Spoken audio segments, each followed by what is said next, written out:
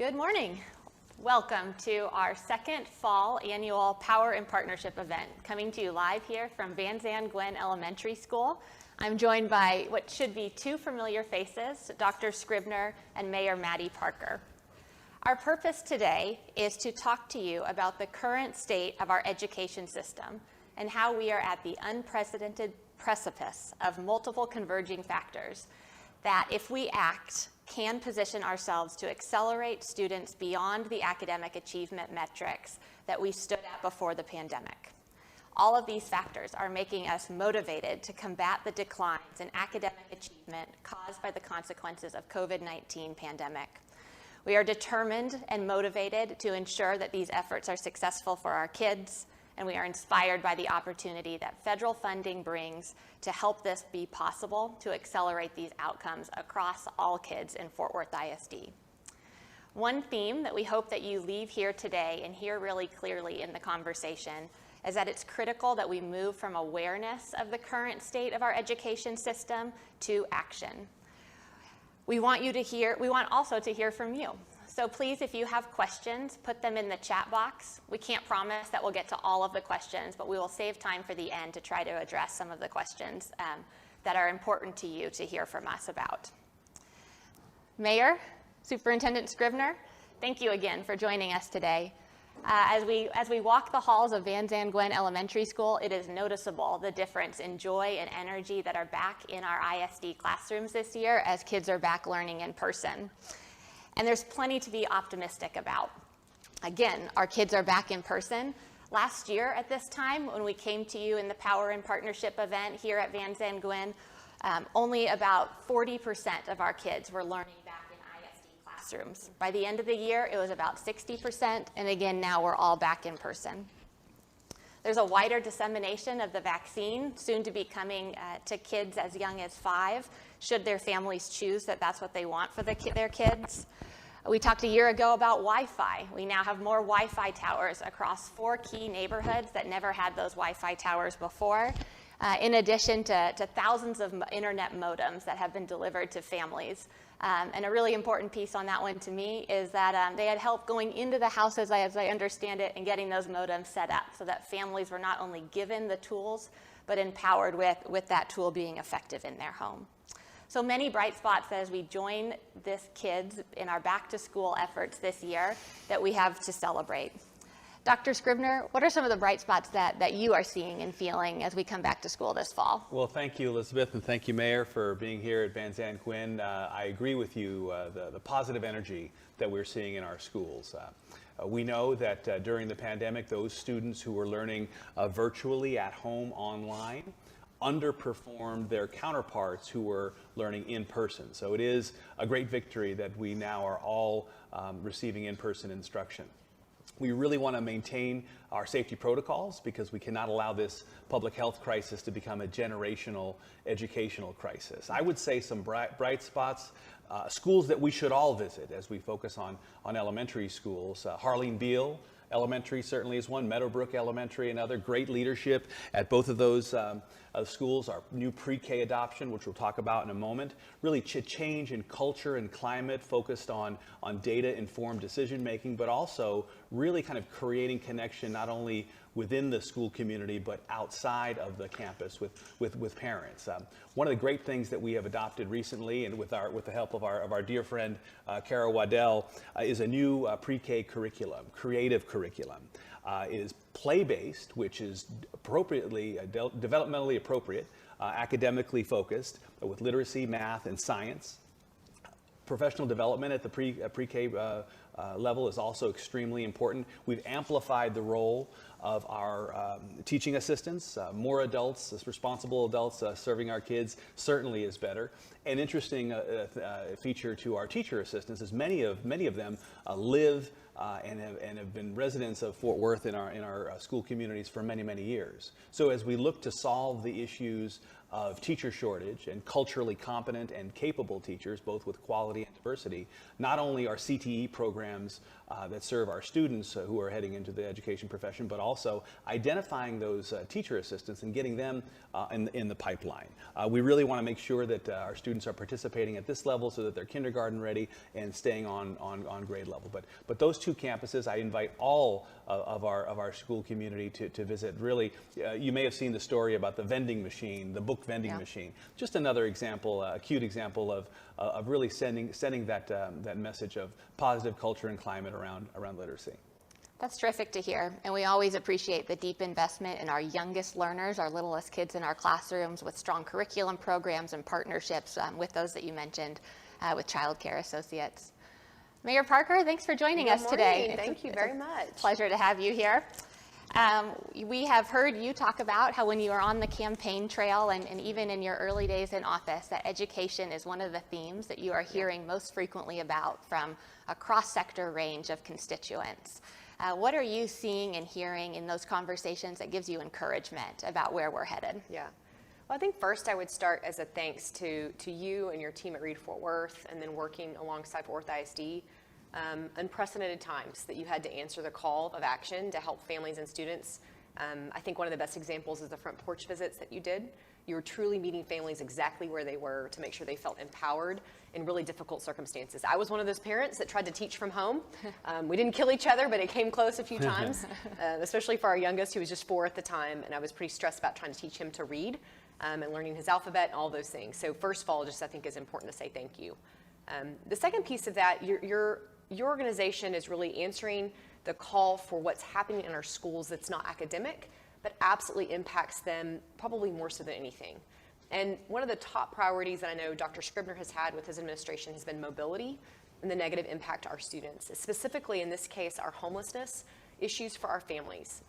There's been a lot of conversation in COVID about evictions and what we can do to help families.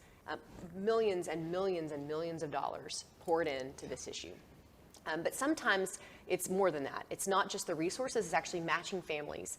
So I love that your organization is working with TCHC, our COC coalition, really focused on homelessness, to ask the question of how are these families that maybe are facing mobility or couch surfing or homelessness in general, and making sure they can keep their kiddos in that school, working with the ISD to kind of cross-check those lists in a really respectful manner, and Reed Fort Worth is a perfect organization to help do that. And I think what that in turn shows you is when families are in crisis, of course their students can't learn, right? The student's hungry, they're gonna come to school hungry, they can't learn. And these are all issues that we have to face as a community, and it's more than appropriate that Reed Fort Worth, City of Fort Worth, Fort Worth ISD, and others are really working together.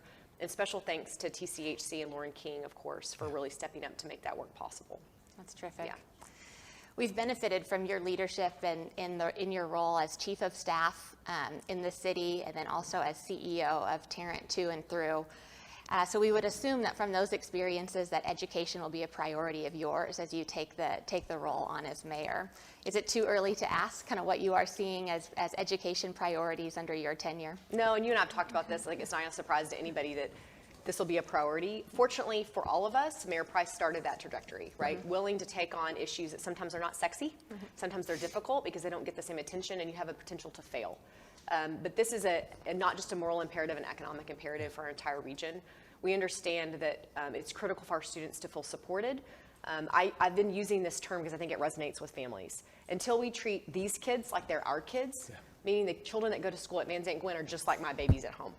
And we have to care about them differently and understand how they're succeeding academically.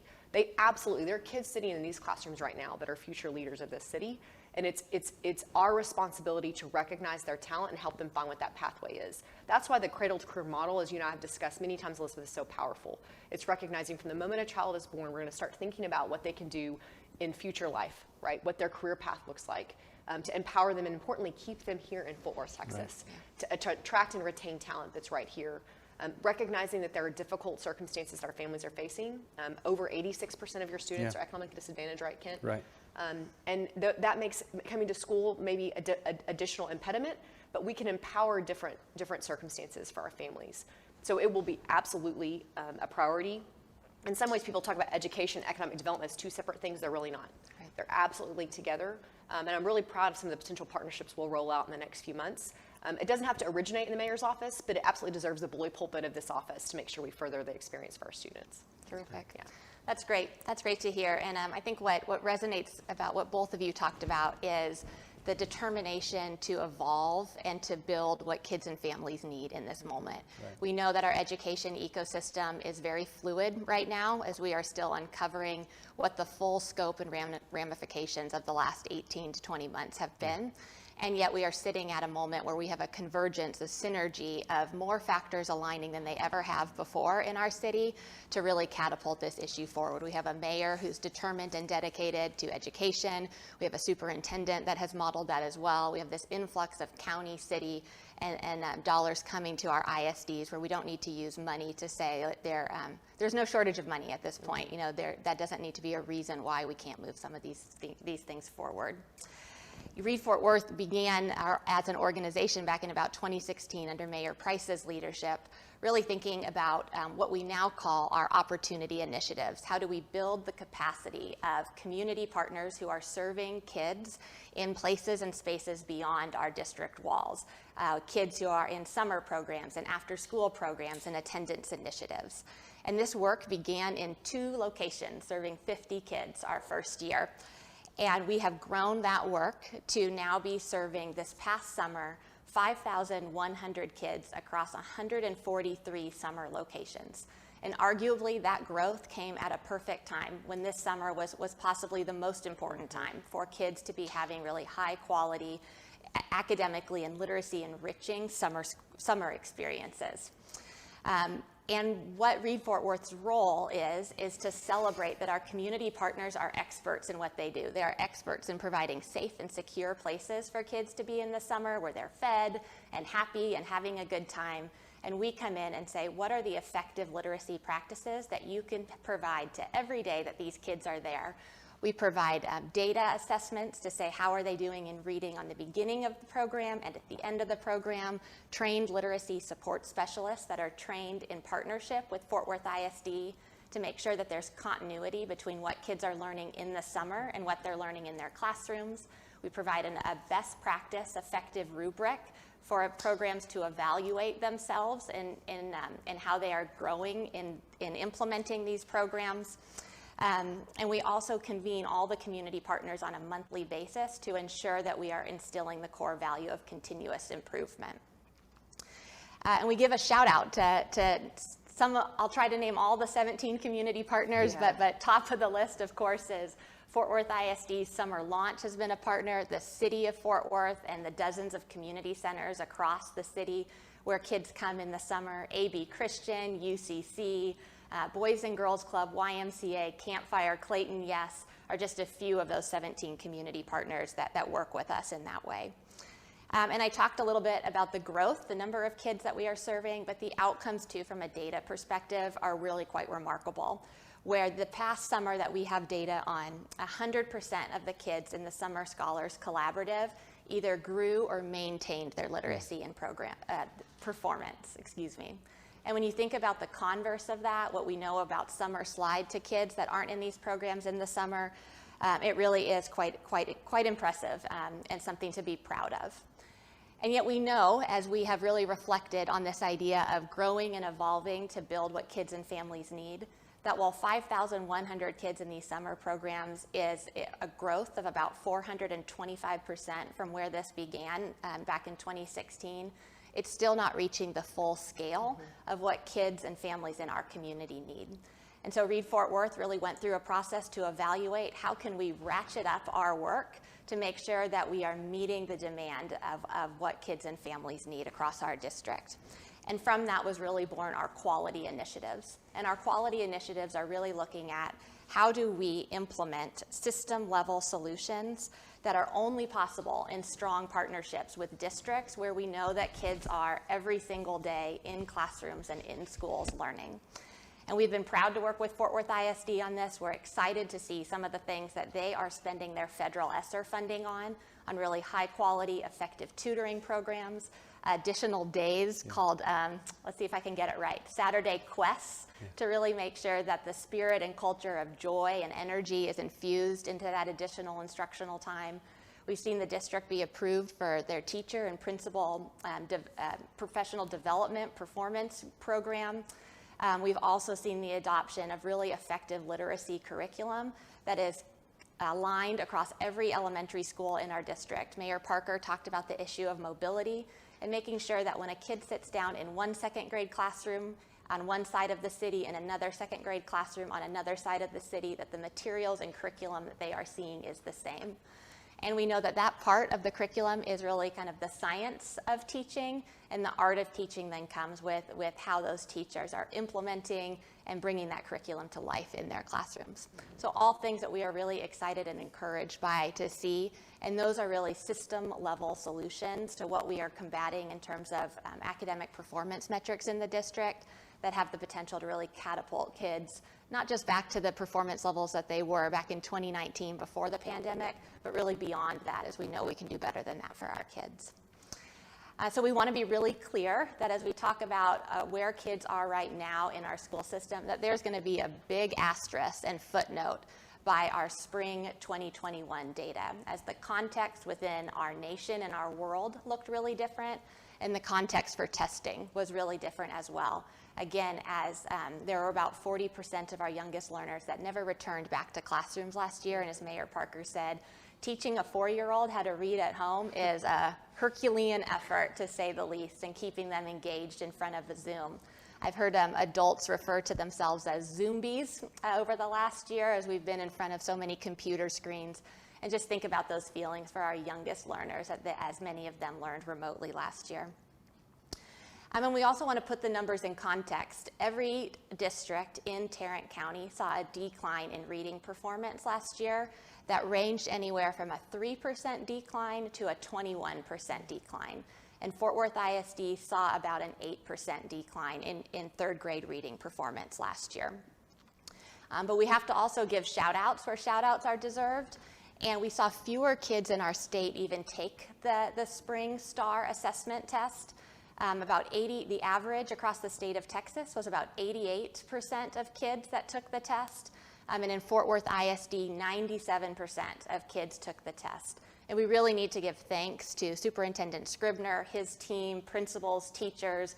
I imagine this effort stemmed in all corners of classrooms and video screens across the city, as it was really a concentrated effort to make sure that the district has a holistic and clear picture of where our kids are, because only with that kind of data can we really be fully informed on the strategies and interventions that we're going to need going forward.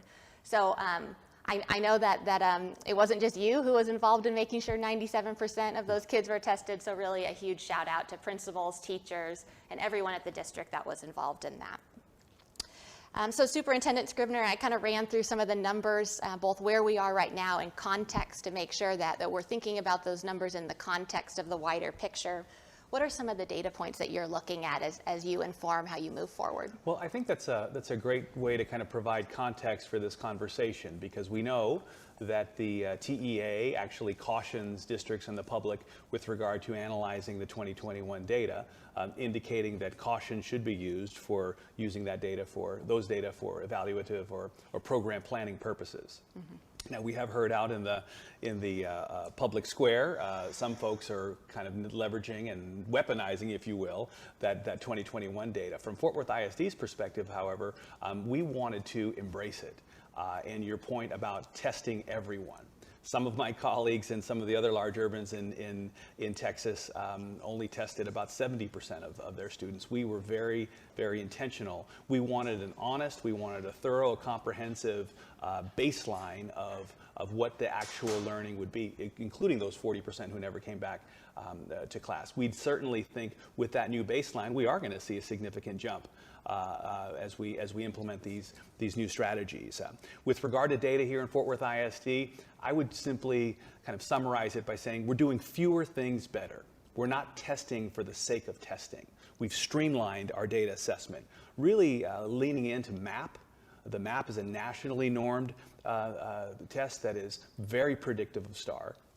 In fact, we used MAP in 2020, immediately prior to the pandemic. The last batch, if you will, of reliable, valid data actually showed significant growth in Fort Worth ISD in English reading, Spanish reading, and mathematics. Fort Worth ISD probably was one of the districts most disappointed in the state of Texas that we were not able to take the spring 2020 test, because we really were on our trajectory to move from that missing a B by 0.1%. We clearly would have been an 83 or 84 school district. Benchmark assessments are also used, again, in only a couple times, and those are former STAR assessments that were used in previous years, using those twice a year. That allows us to triangulate the map data, and those results can alter practice at a school, at a grade level, with a specific teacher, so as we create this much more data-informed culture in Fort Worth ISD. Again, not allowing folks to create their own test and test for the sake of testing. And there was a period, I think, when I first arrived in Fort Worth ISD, that we were testing more than monthly. And that's just too much. We need to have high quality instruction and take that high quality instruction to scale, and certainly assess valid, with valid assessments in appropriate periodic timetable. That's great. Mayor Parker, how many times have you heard this? It's go time in Fort Worth. Yeah, you fall victim to something you create, and then you're like, am I tired of that yet? I don't know. No, I'm teasing, because I think it applies to anything, honestly. Yeah.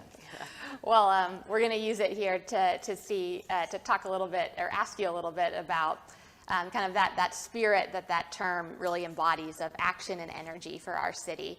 And what data are you looking at that's really inspiring action and decision making at the city level? Yeah. So before I talk about what data I'm looking at, I've noticed a difference. This is a compliment to both of you and your administrations. It's really important that you have third party help you with your data, that you sometimes don't see the things internally for Worth ISD that maybe you're missing. And I know Fort Worth has worked really hard to be a partner. This is not a blame game. This is like, how do you use the data to really change behavior and empower teachers with the information that they need in the classroom with each individual student. So I'm really encouraged by what you're going to see in the next year and the way we partner together, and whatever our office can do to be helpful, we're here for. So take that aside. So there's one critical piece that we understand in data, that only 10% of students that are maybe behind in third grade actually catch up by fifth grade. Right. So think about that if you're a parent. Your kiddo is behind in third grade, and you now know only 10% of those kids actually make it out of that by fifth grade. That is go time to me. Mm-hmm. How do you empower a parent to not be intimidated and withdraw with that information, but be empowered because they have faith in the school and the teacher they placed their child in to help them catch up? Mm-hmm. Because I can tell you, just yesterday I had a parent-teacher conference for my fifth grader. I have a law degree, and it was still a complicated conversation. Like, what do I need to do to help my student, my child, be the best he can be? And especially in Worth ISD, you have so many wonderful families who are English language learners, right? They speak a different language at home. And we need to make sure we're empowering those families differently to make the best decision for their child. Mm-hmm. I'm looking behind you, Elizabeth. I was joking when I sat down there for my favorite books for my kids. That sounds so basic, but helping parents realize they really are their child's first teacher. Regardless of the level of their educational attainment, there are really great examples I could point to that Worth ISD has started, or really other districts across the city. But how do you capitalize on those small pilots and make it common practice? Because we're never going to get there if we're not empowering families differently. And I know it's something that we prioritize at Reed Fort Worth. Worth ISD is really working on. You're really smart. You put Marta Plata in her position in parent engagement. There's no one better. Right. If only you could clone her. Can you figure that out, right? But to be really sincere, I think that's where it starts. Mm-hmm. Because you're never going to change an outcome for a student if the parent doesn't understand at home what they can do to really help move the needle and move us forward. So it all comes back to data, but how do you really drill that down and make it tangible for families and for teachers also? Yeah. There is a lot of talk about data, a lot of numbers being thrown around, a lot of talk about the importance of data to inform decisions. And what Reed Fort Worth has really tried to be committed to is not just sharing the data on a data dashboard, but how do you use that data to create action? Because data sitting on a data dashboard or in a PowerPoint slide deck that looks nice, does not move the needle on where we want kids to be. So it's really about moving from the awareness of where we are to inspiring and moving to action. And you were a teacher, Elizabeth. I mean, I'm sure as a teacher, that's got to be something you think about a lot. How could I actually create data that a teacher in an individual classroom could understand and utilize in their classroom? Absolutely. And one of the things that we also saw in kind of this statewide longitudinal data analysis that we did is when you get kids to reading on grade level by third grade, only 2% of kids, and this is looking at kids across the state of Texas, only 2% fall back from there. And so to Mayor Parker's comment about it's go time, there's a sense of urgency to meet that milestone, because once we get them there, it sticks with them through 4th, 5th, 6th, and even beyond. And Read Fort Worth looks at data kind of on 3 different levels. We've given a couple examples of the population level data, the statewide or countywide data that we're looking at to benchmark, to provide context to the numbers that we're seeing locally. We also, through our data sharing MOU with Fort Worth ISD, we're looking at some of these internal data metrics that Dr. Scribner mentioned in terms of MAP and attendance, data metrics that we receive on a more frequent cadence so that they can inform strategies in a more iterative way.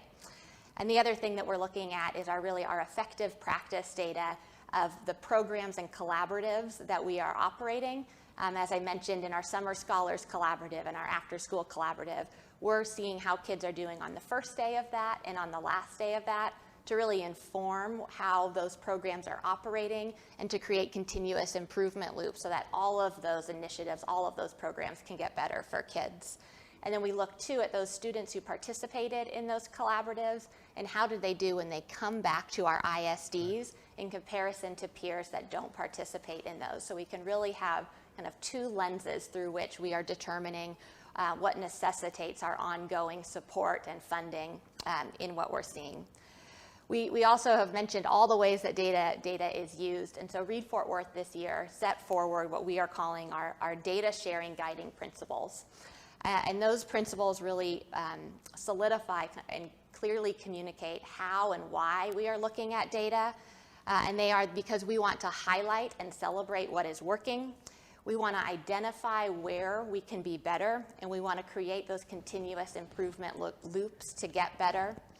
We want to make sure that we are using data to move to action, because again, we believe that data sitting on a data dashboard might look nice, but it's not changing the outcomes of kids in our schools and in our classrooms every day.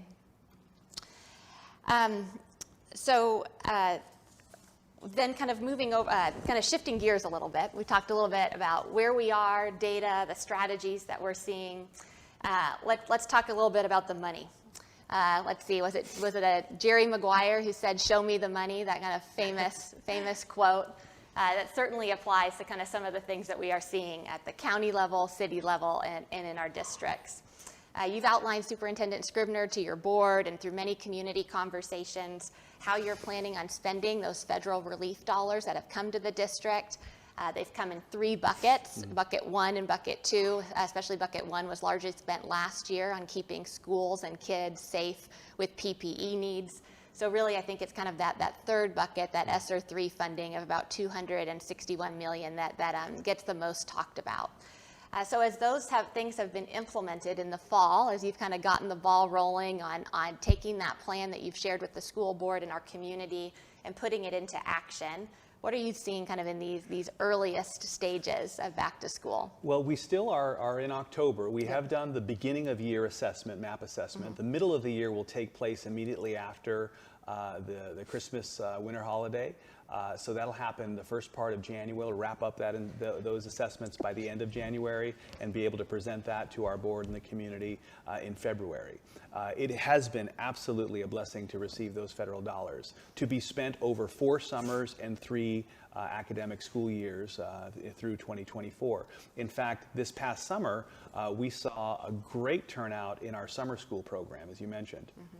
Typically, we serve about 5,000 students in the summer. This year, we tripled that. We had 15,000 students attending summer school. So that was the first use of the federal ESSER dollars. Also, the reading academies, really, again, moving away from the way we used to teach reading toward more of the science of reading, phonics-based, aligned with the state of Texas reading academies. We focus on our tier 3, 4, and 5 schools last year. They've all been trained, principals, assistant principals, teachers, focusing now on the tier 1 and 2, the higher achieving schools this year.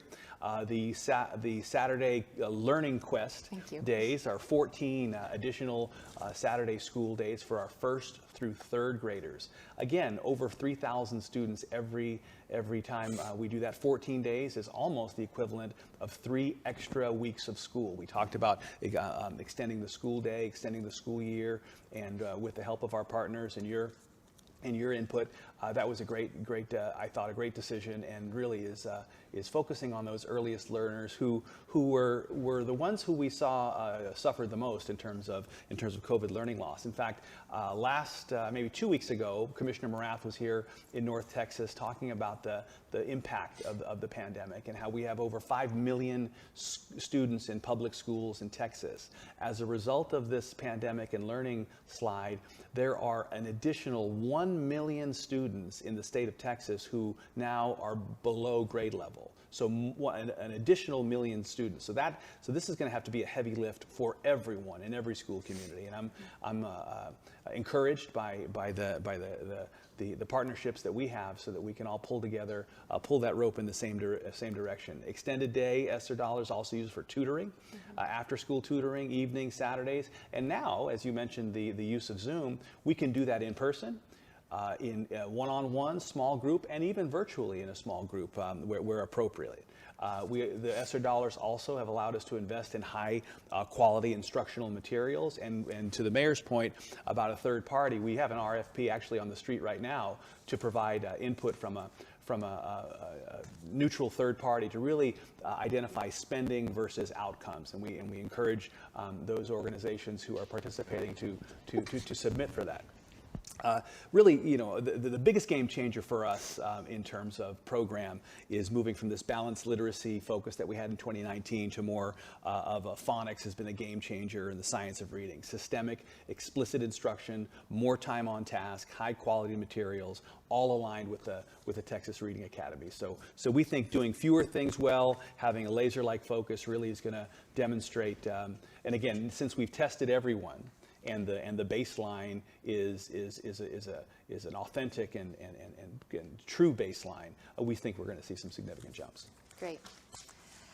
Well, Mayor Parker, conversations are happening at multiple levels about how these federal stimulus funds can be used. And sometimes it can be powerful to learn from other sectors about how they're facilitating those conversations and using those dollars that are also coming to city and county government. Yeah. What are some of the learnings that you're seeing that we might apply to how we're thinking about dollars in our school systems? So you're talking billions of dollars, historic amounts of money that are spent in programs. So this is going to oversimplify the way I see this. But when an ISD like Fort Worth ISD or any ISD that's receiving ESSER dollars, if they can focus on the academic performance of their students, and then county and city governments can really focus on the wraparound services of a community to help families be successful in the classroom. Oversimplified, but I think that's really the direction we're headed. Incredible special thanks to Judge Whitley and the county staff. He recognized very early on, this is an opportunity to make sure we're really well coordinated with other cities, community partners, nonprofits, school districts, to think big about what it looks like in Tarrant County. They've undergone a really comprehensive community needs assessment. That interim report has just come out. Understanding what those dollars can be spent on that complement and are coordinated with Worth ISD and our other large school districts across the city to make sure you're really making that one-time impact matter for generations to come. When I think about this as my responsibility is to clearly communicate to our constituents across Fort Worth how we're going to spend these dollars. I mean, just a few weeks ago, so the city of Fort Worth is an example. We made the decision is rather than spending our full, over $150 million in this next round of ARPA dollars at one time and pass it together, we've decided individual projects will be passed. We can communicate that to the public. So our Telegram Fort Worth Report have done some stories about our focus on early childhood infrastructure, partnering with CCA, working on housing, affordable housing, on homelessness. These are huge issues that face Fort Worth. We can achieve big things. I talked about homelessness earlier. We have big, bold goals that we want to achieve ending chronic homelessness by 2024. And we can do it in Fort Worth. We're getting national attention for the right reasons. And those absolutely have a positive impact on the way your students are experiencing academic slide in classrooms due to COVID. We got to get this right, and I want us to be a national model. Interestingly, some people started to hear about how Tarrant County was doing this work, and now others are interested in doing the same thing. And then lastly, I would just say I have an obligation as mayor to communicate with our other big city mayors across Texas, with our state legislative delegation, with our governor's offices, and et cetera, to make sure they understand when we need help. Because there are additional ARPA dollars or federal dollars that are going into the state level, and we need to say, these are our priorities, let us spend this locally in these ways, and we're such a good steward of those dollars, there's no question about that being a priority. So that's great. It's certainly exciting to see how Tarrant County is putting itself and really marking itself on the map Tarrant County being the third largest county in the state of Texas, we really have a powerful voice to think about what are we doing to align county, city, and school systems. How are we thinking about our school system together across the county, and using that voice to make sure that we are taking what we are needing and seeing locally back to the state level and vice versa. So really excited to hear that the county is gaining some positive spotlight and attention in terms of how these things are happening. In terms of kind of the Jerry Maguire quote, "Show me the money," that we have a bond. I've seen many people walking around Fort Worth with the "I voted" stickers, as it's early voting right now. And that bond has multiple propositions. Proposition A is really for the middle school classroom renovations, some of the new elementary school pieces. And I'll really stop there as you're the expert in talking about what's in that bond, and turn it over to you, Dr. Scribner. But one thing I will ask you to do first for us is to clarify for everybody the difference between what these ESSER funds can be for. Sure. That is different than what the bond dollars are for. Sure. So we do make that distinction. School finance is complicated. There are some constraints, and there are specific buckets. So the ESSER dollars, and the TRE dollars for that matter, really are for compensation for teachers to respond with regard to the COVID-19 challenges, safety, health, and security, the connectivity, the 4 Wi-Fi towers that have been constructed and are up and running on the first day of school in Morningside, in Stop 6, in Eastern Hills, and in Rosemont. 8 more actually are going up.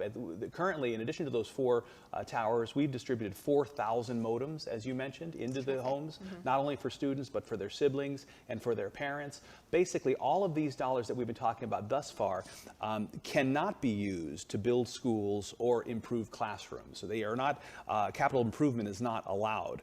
The buckets appropriately are for teachers, extended day, extended school year, and all the things that we've been talking about thus far. The bond, on the other hand, if the voters were to approve the bond on November the 2nd, it really would be about alignment, academic alignment, fine arts, and athletics. We think it's important to focus on the whole child, particularly coming out of the pandemic.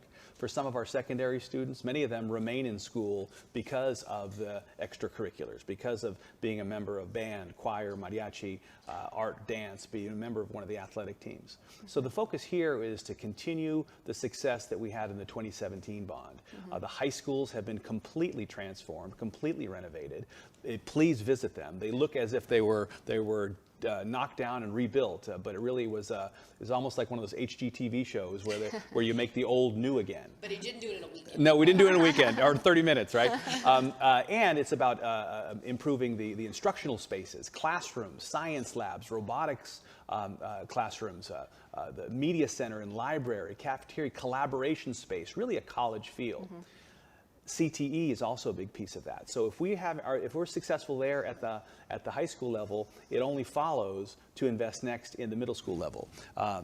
Mayor Parker, when she was running T3, there was a big focus on investing in middle schools to expose parents and students to pathways, not only for college, but also for career. 60% of our schools in Fort Worth ISD were built before 1960. Infrastructure is equity. Infrastructure is equal opportunity. And when we talk about coming out of a pandemic, old schools make spacing challenging. When you talk about square footage, only 17% of our middle schools meet TEA standards with regard to minimum adequacy and classroom square footage. Also, ventilation. Ventilation is almost as important as masking. In fact, making masking that much more effective. And when we look at our older schools with older ventilation, that certainly is a challenge. They're hot in the summer, cold in the winter when we're looking at these old systems. And we can't use these extra dollars to fix those. We certainly can invest some of them to that end, but we have 12 million square feet. So the middle schools, really the entire envelope, roofing, windows, efficiencies, all of the infrastructure, bringing our schools up to a minimum adequacy. The point here at Fort Worth, Reed Fort Worth, though, about early literacy, we will be building 4 new elementaries with the passage of the bond, if the bond were to pass. One for growth out in Benbrook, West Fort Worth, because of overcrowding. But then we decided from an equity lens, much like in 2017 when we built a new school for Tanglewood overcrowding, West Park overcrowding, we shouldn't only build new schools in the newer, fast-growing parts of the city. We need to also, from an equity lens, invest in communities that haven't seen new elementary construction in decades. So we have decided, much like the building that we're in right now, Van Zandt Gwynn was a replacement elementary.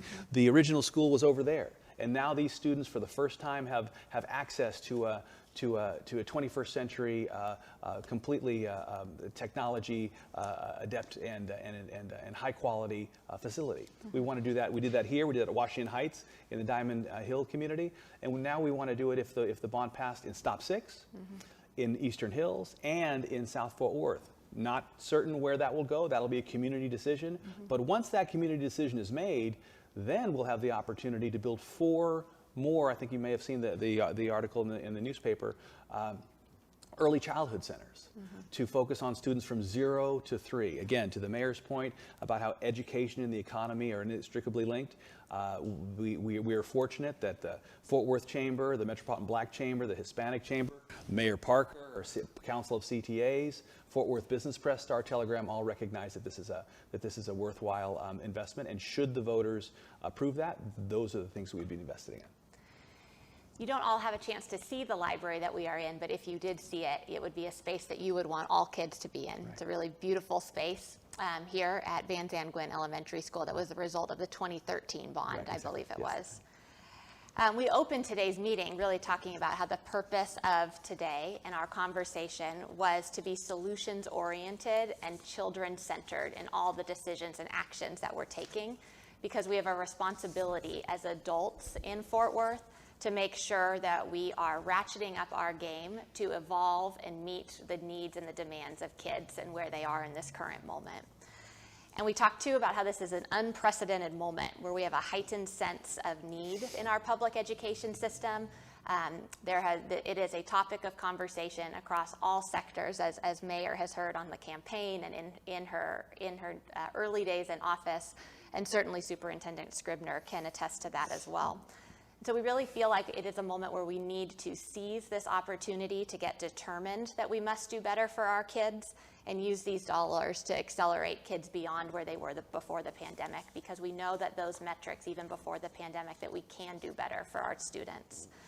And so Mayor Parker, as you're thinking about all the dollars coming into the school system, what are some dreams that you have about how those dollars are allocated? Well, we got to move the needle academically, yes, first and foremost, and y'all are working together on those initiatives and what that looks like. I just want us to hold each other accountable.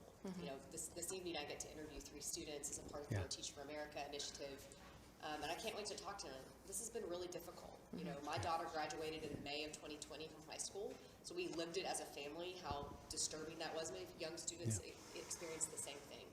So what we can do as adults to really be better for our students. The second big thing I want us to focus on is we have to revolutionize the way we educate our kids. Right. The K through 12 model is largely similar to the 1950s. If Worth ISD has started to step up and think about that, I think that's part of the bond, is the environment matters the way our students are learning. Chancellor Giovannini at TCC has been talking about this for years, but only 48 of the top 50 career paths right now do not require a high school, a college degree. Right, right. And as a society, we have to accept not all students need to go to a free university right out of high school. Kent and I have talked about early college high schools, what an amazing model that is. P-TECH, providing students an education with a pathway and career moving on, and I think our ESSER dollars have to be spent on really changing that into the future. That's great. We said that we were going to take a few questions from the audience. We got some that were sent to us via email about teachers. So this is for you, Dr. Scribner. What are you doing to celebrate and honor our teachers? I mean, I've seen a billboard around town that says, you know, teachers are our superheroes, just not always in capes. Right. So I think there's a lot of attention on teachers and the Herculean efforts that they've been through in the last year. So talk to me a little bit about all the work being done in Fort Worth ISD to support our teaching force. I mean, I think as a community, we all must recognize teachers are professionals, and teachers need to be respected and treated as such. The hero. Conversation is good. But what we need to do is really, really focus on the But really what we need to recognize is that these are folks who have held our society together, really. When we talk about parents in Fort Worth ISD, as Mayor Parker indicated, 86% of our students live at or below the federal poverty line. Many of those parents are frontline workers, so they're essential workers. So during the pandemic, our parents were out working. Many people in the professional levels were able to stay home, to work from home, to supervise kids. I know it's difficult, but what's even more difficult is a student in an apartment, or student living with a relative, grandparent, needing to navigate their education, and recognizing that it was a professional teacher on the other side of that computer, as difficult as it was. So I think celebrating, lifting our teachers up, really what we're doing with the ESSER dollars, also investing in our teachers, competitive salaries, stipends, encouraging our teachers to serve students in the greatest need. Those are all very, very important things. But also providing help and counsel and support. We have a vendor that we use that really helps if folks need someone to talk to and need to navigate through this. So it's not only financial, it's not only in terms of treating them as professionals, but it's also providing that social and emotional support that we all need during these difficult times. Absolutely. Teachers have a job that is maybe most often thought of as accelerating the academic performance of kids, but it must not be forgotten that their role is also to develop the character of each child in their classroom. And there is no bigger task than being responsible as a teacher for the moral and character development of the 20 plus kids in each of their classrooms, in addition to developing their minds and their academic intellect. And so it is not lost on, I think, any of us that the huge job and huge responsibility that they have, not only for the lives of those children in their classroom, but also the connection between that and the strength and vitality of our community and our workforce and our city and all of those other pieces that come into play. So a great response on a really important topic of how are we lifting up the professionalism of each of our teachers across our district. The other question that we really got was in terms of kind of the purpose of today and how do we move to action. You know, we've all heard the skepticism about where we are and how far we have fallen back for our kids. You've heard it, I've heard it. It's hard to miss it. And so as we are really thinking about how do we move forward in those pieces of action that we are taking, you know, it's incumbent on each of us, both as leaders in Fort Worth, but also from the organizations that we represent, that we are thinking really deeply about how do we move to action. You know, and so from a Read Fort Worth perspective, I'll even go first in terms of answering that Read Fort Worth is really looking at deepening our investment in these quality initiatives. How are we walking alongside our district partners, humbled by the fact that they are the ones that are doing the work every single day in classrooms across our district, and they are the ones serving the kids at scale who really need the support and partnership of every single one of us in the community. And doing that through continuing to be disciplined and determined about our data sharing guiding principles, and committed to making sure that when we are looking at data, we are considering all the contexts within which those numbers are coming, so that we can have the most fully informed and holistic picture of how we determine what actions. And then the other thing too in those quality initiatives is how are we thinking about connecting the direct and indirect systems that influence our academic outcomes. Mayor Parker talked about the example of evictions that we have started and piloted with Fort Worth ISD. And opportunities like that just continue to grow, especially with the money that has come into play at all levels. That example is possible because of the dollars coming into the county and our school districts that make that this moment in time really the time to activate, and as Mayor Parker says, to be go time on an initiative like that, where previously the context didn't exist to make that connection between systems. And so those are the things that we are really excited about as we move forward, and I'll give each of you a chance to say, you know, any kind of last thing that you'd like to say about what you're excited about in terms of action going forward. So what I'm excited about is this concept of partnership, and how Fort Worth remains one of the few large urban centers where you can get the decision makers in the same room and pulling the rope in the same way. The conversation Mayor Parker talked about with regard to the importance of cradle to career. What we're talking about, should the bond pass, the early childhood centers, all the way through high quality early literacy, early mathematics, college and career preparedness. And the point I think needs to be underlined, Mayor Parker's exactly right. The majority of unfilled jobs that are family sustaining wages here in our community require something more than high school, but something less than a 4-year degree. So as long as we can have that also as a focus, and our mission is for success in college and career, and both should be quality options. I think partnership also, we need to really underline the importance of our early college high schools, our PTECs with industry. We're always looking to expand those partnerships, and one of the best things about Fort Worth is there is a recognition that education and the economy are inextricably linked. Absolutely. Yeah. I think Kent hit on some of these. I think I'm really excited about the innovation we're seeing in education and the way that workforce and our local business leaders are really stepping up, asking the right questions, wanting to be a part of this conversation. We're sort of infusing the K through 12 or even pre-K through 12 system and then putting it together with higher education. We have wonderful higher ed partners. I was a front row seat to that at T3. Yeah. And how do you capitalize on that involvement to make sure you're really creating better outcomes for kids? At the City of Fort Worth, we've already started this pathway of making sure we are smarter about the way we invest in community, and we absolutely include education as a component of that. And every year we choose a neighborhood for our neighborhood revitalization efforts. And the school system in those neighborhoods should absolutely be included. You and I have talked about that. The way we put sidewalks in, street lights, safe policing measures, all of those things impact education.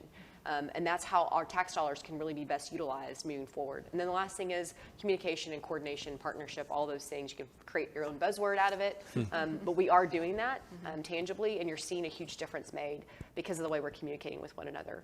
And lastly, I think it's important for me to say, like when Kent talked about the bond, people get really caught in the amount of money and all the fancy words we're using. It's about environment. Environment matters for our kids. My kids go to a beautiful school. These kids deserve to go to beautiful schools, just like across this area. And I think it's important for Fort Worth to understand that this is not just something we're doing on our own. TEA is saying, as a state of Texas, the environment our students learning in, there are certain standards you have to meet for kids to really achieve that academic success that we're talking about. And all those things are things I'm excited about in the coming months. Terrific. Yeah. Well, as we wrap up today, we want to give a huge thank you to both of you, not just for your time today, but more importantly, for the leadership roles that you play in our city and the key systems that you represent that are critical to working together to make this a thriving place for every child in our city.